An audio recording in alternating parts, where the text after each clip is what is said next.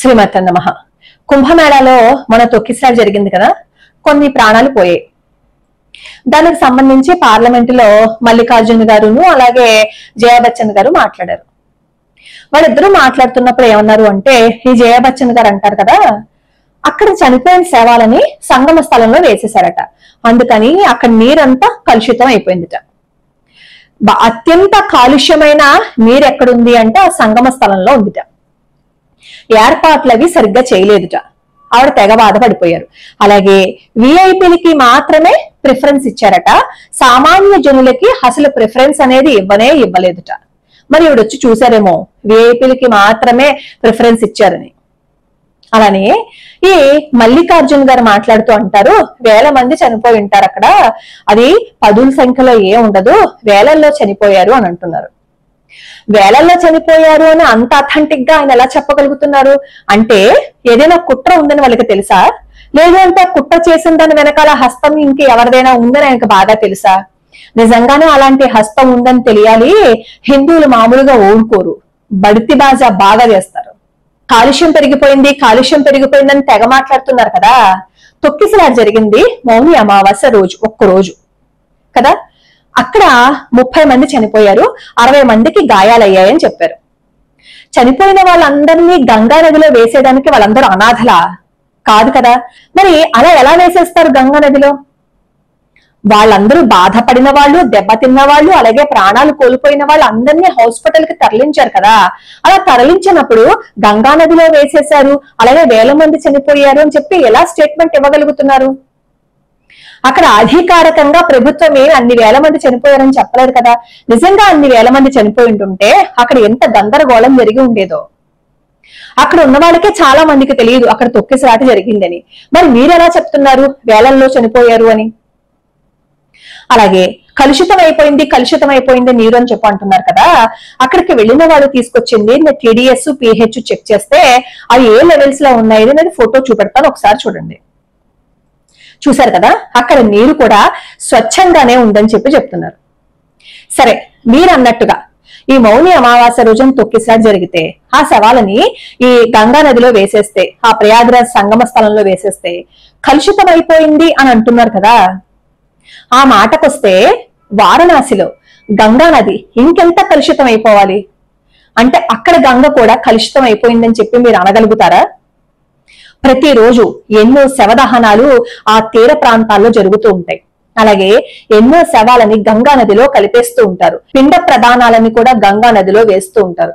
కానీ గంగమ్మ మళ్ళీ స్వచ్ఛంగానే మారిపోతుంది. గంగా ఎందుకు కలుషితం అవుతోందో తెలుసా? ఫ్యాక్టరీ వ్యర్థాలని గంగా నదిలో వేసేస్తుందా చూసారా? ఆ ఫ్యాక్టరీ వ్యర్థాలు గంగా నదిలో కలిసిపోవటం వల్ల కోలోఫోమ్స్ అని ఒకటి బాగా పెరిగిపోతుందిట. దాని స్థాయి దాదాపుగా 5500 వరకు వచ్చేసిందిట. అలా 5500 అంటే చాలా తీవ్రమైన స్థాయి. ఆ స్థితిలో కూడా గంగా నదిలో నీటిలో మెడిసినల్ వాల్యూస్ ఉన్నాయని చెప్పి సైంటిస్టులు చెప్తుంటే, అక్కడ ఈ కూడల స్థలంలో, ఆ సంగమ స్థలంలో జరిగిన సంఘటన వల్ల ఆ శవాలను అందులో పడేస్తే కలుషితం అయిపోయిందని చెప్పి బురద జల్లడానికి మీకు నోరు ఎలా వచ్చిందండి? అన్ని ఏర్పాట్లు చేసినప్పుడు కొన్ని దురదృష్టకరమైన సంఘటనలు జరుగుతాయి. దానికి బాధపడవలసింది పోయి అక్కడ ప్రభుత్వం మీద బురద జల్లడానికి ప్రయత్నిస్తున్నారు అంటే ఎంతసేపు పార్టీ కోసం మీరు ఆలోచన చేస్తున్నారు, మనుషుల కోసం మీరు ఆలోచన చేయటం లేదు. మనుషుల కోసం ఆలోచన చేసి ఉంటున్నట్లయితే ఇంకా అక్కడ కుంభమేళ జరుగుతోంది, ఫిబ్రవరి 26 వరకు జరుగుతుంది కాబట్టి మనం అనవసరమైన భయాలని ప్రజల్లోకి పంపించకూడదని ఇంగిత జ్ఞానం కొంచెమైనా ఉండాలి. అలాంటి ఆలోచన, ముందు చూపు యోగి ఆదిత్యనాథ్ గారి ప్రభుత్వానికి ఉంది కాబట్టే జాగ్రత్తగా అక్కడ చర్యలు తీసుకుని ఇంకెవరిని భయపెట్టకుండా, ఇంకెవరిని బాధ పెట్టకుండా అక్కడ జరిగిన తొక్కిసలాటకి సంబంధించి అనవసరమైన పుకార్లు అవి చెప్పకండి, అందరినీ భయపెట్టకండి అని చెప్పి ధైర్యాన్ని చెప్పడమే కాకుండా పైనుంచి పూల వర్షాన్ని కురిపిస్తూ మీకు నేనున్నాను, రండి, ఇక్కడికి రండి, అందరూ రండి, భయపడకండి అని చెప్పి మౌని అమావాస్య సంఘటన జరిగిన తర్వాత ఎన్నో కట్టుదిట్టమైన ఏర్పాట్లని ఆయన చేస్తున్నారు. వారంలో కూర్చుని కుంభమేళాలో ప్రతి క్షణం ఏం జరుగుతోందని చెప్పి ఆయన పరీక్ష చేసి చూస్తున్నారు అంటే ఒక ముఖ్యమంత్రి అయ్యుండి తన సమయాన్నంతటిని కేటాయించి అక్కడ కూర్చుని ప్రజల క్షేమంగా ఉండాలని ప్రతి క్షణం ఆయన ప్రార్థిస్తున్నారు అంటే అది ఒక ముఖ్యమంత్రికి ఉండవలసిన లక్షణం. పార్టీ కోసం ఆలోచించి ఉండుంటే ఈ కుంభమేళాకి సంబంధించి 2 సంవత్సరాలకు ముందు నుంచే ఒక ప్లాన్ వేసుకుని ఉండేవారు కాదు. అక్కడ వచ్చిన నాగసాధువులు కూడా ఏర్పాట్లన్నీ చాలా చక్కగా ఉన్నాయి, చాలా అద్భుతంగా ఉన్నాయి అని చెప్పి ప్రశంసించిన వాళ్లే తప్ప ఏర్పాట్లు సరిగ్గా లేవు అని చెప్పి ఎవరూ నిందించలేదు.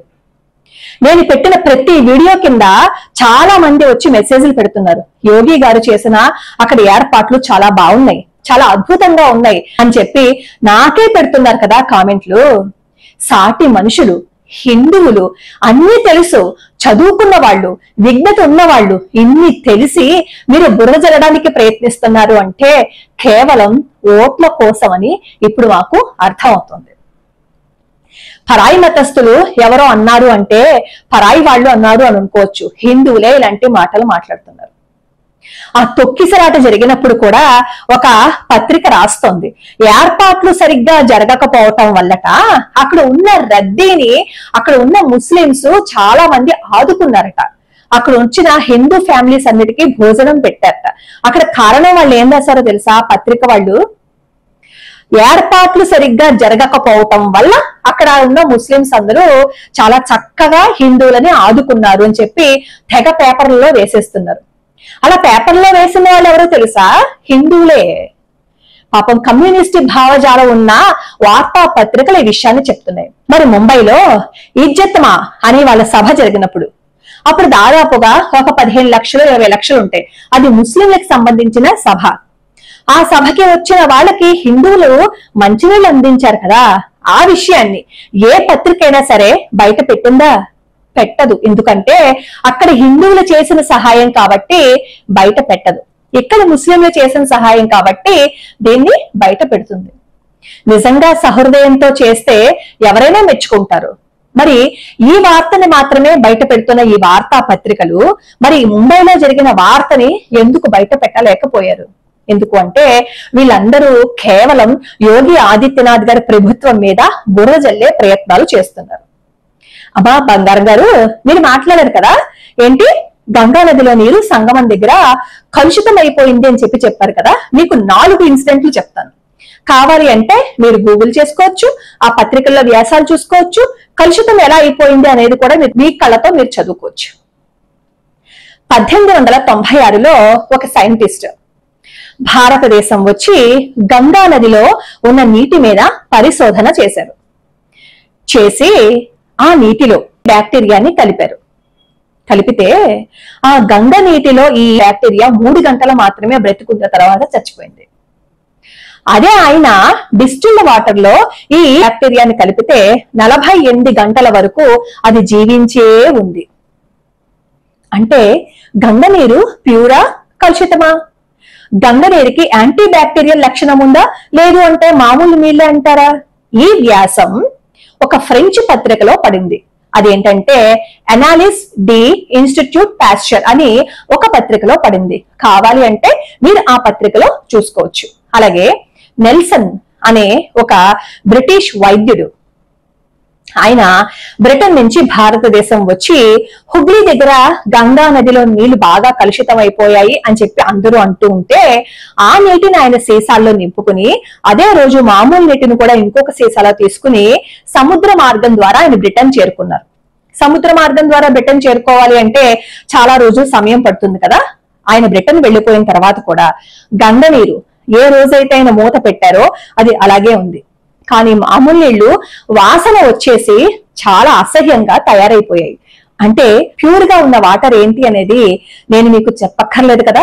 1927 హెర్లీ అనే ఒక మైక్రో బయాలజిస్ట్ ఆయన ఏం చేశారు అంటే గంగా నదిలో శవాలను వేసేస్తూ ఉంటారు కదా, ఆ శవాల మీద పరీక్ష చేస్తూ ఉన్నప్పుడు ఒక శరీరం ఆయనకి దొరికింది. అది కలరాతో చనిపోయిన వ్యక్తిదని తెలిసింది.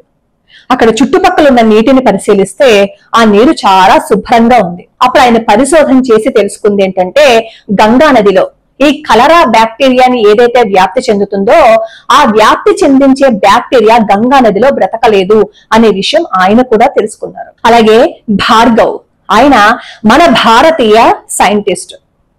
ఆయన కూడా పరిశోధన చేసి గంగా నదిలో ఇప్పుడు ప్రస్తుతం కాలుష్యం పెరిగిపోతోంది అని అన్నా కూడా మెడిసినల్ వాల్యూస్ చాలా ఉన్నాయని, గంగా తనని తాను ప్రక్షాళనం చేసుకునే శక్తి మిగతా నదుల కంటే కూడా ఒక 20 రెట్లు ఎక్కువగా ఉంటుందని, గంగా నదిలో మిగతా నదులతో పోలిస్తే 25% ఆక్సిజన్ ఎక్కువగా ఉంటుందని, ఈ గంగా నదిలో హానికరమైన బ్యాక్టీరియాని చంపే బ్యాక్టీరియా ఫేజ్ అనే బ్యాక్టీరియా ఉండడం వల్ల హానికరమైన బ్యాక్టీరియా అనేది గంగా నదిలో ఉండలేకపోతోంది అని చెప్పి ఆయన పరిశోధనలు చేసి కనుక్కున్నారు.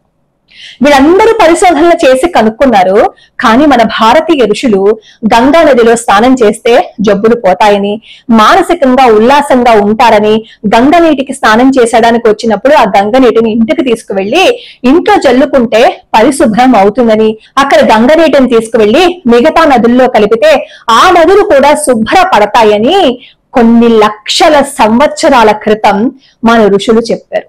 మన ఋషులు చెప్పింది మూర్ఖత్వంగా కొట్టిపారేసాం, సైంటిస్టులు చెప్పారు కాబట్టి గంగా నీరు చాలా సైంటిఫిక్ వాల్యూస్ ఉన్నాయని చెప్పి కొంతమంది నమ్ముతున్నారు. మీలాంటి తప్ప, నేను అది పూరించలేనండి, అది మీరు పూర్తి చేసుకోండి.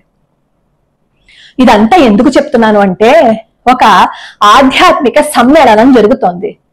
వీలైతే అక్కడికి వచ్చిన వాళ్ళకి వెన్నుదన్నుగా నిలబడి ధైర్యంగా ఉండండి అని చెప్పి వెన్ను తట్టండి. ఒక భారతీయురాలిగా కాదు, నాకు బుర్ర జల్లడమే ముఖ్యం, పార్టీని కించపరచటమే ముఖ్యం అని అనుకుంటే ఇలాంటి విమర్శలు చేస్తూనే ఉండండి.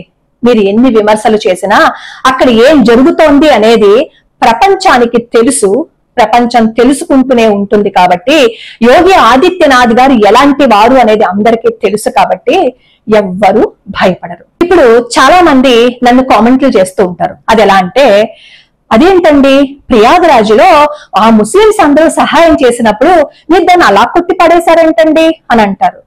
నేను కొట్టి పాడేయలేదు, విషయం చెప్పాను. ఎందుకు అంటే సరస్వతి పూజ రోజు వెస్ట్ బెంగాల్లో ఒక ఇన్సిడెంట్ జరిగింది. అక్కడ సరస్వతి పూజ చేసుకోవాలి అంటే పోలీసుల ఆధ్వర్యంలో వాళ్ళ రక్షణ అక్కడ ఉండగా పూజ చేసుకోవాల్సి వచ్చింది. ఎందుకంటే అక్కడ పూజ చేసుకోకూడదని చెప్పి ఎవరు అక్కడ ఇబ్బంది పెడుతున్నారు అనేది ఒకసారి వీడియో చూడండి. ఇవన్నీ చూస్తున్నప్పుడు ఎలా నమ్మమంటారు? మళ్ళీ ఇంకొకసారి చెప్తున్నాను, ఈ పార్లమెంట్ లో గొంతు చెంచుకుంటూ అక్కడ నీరు కలుషితం అయిపోతుంది అని చెప్పి బాధపడిపోతున్న వాళ్ళు గంగా నదిలో ఫ్యాక్టరీ వ్యర్థాలు కలుస్తున్నాయి కదా, అది కలవకుండా మీరు ముందు చర్య తీసుకుని ఆ తరువాత యోగి ఆదిత్యనాథ్ గారి ప్రభుత్వం మీద నిందలు మోపండి, నిందలు వేయండి. అప్పుడు అందరూ ఒప్పుకుంటారు. లోకా సమస్త సుఖినో భవంతు, సర్వే జనా సుఖినో భవంతు.